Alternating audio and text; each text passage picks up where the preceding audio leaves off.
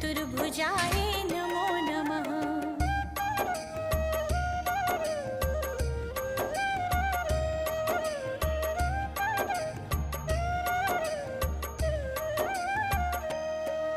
श्री हरि विष्णु नमो नमः।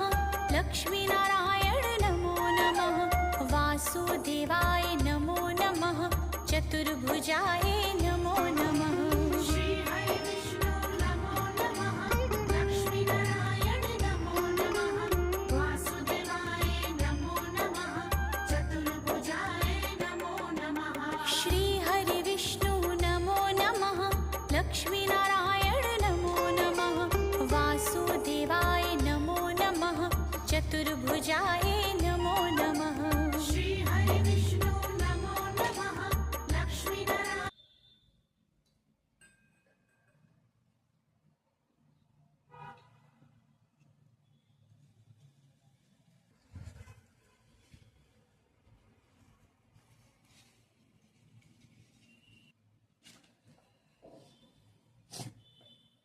बृहस्पतिवार व्रत कथा।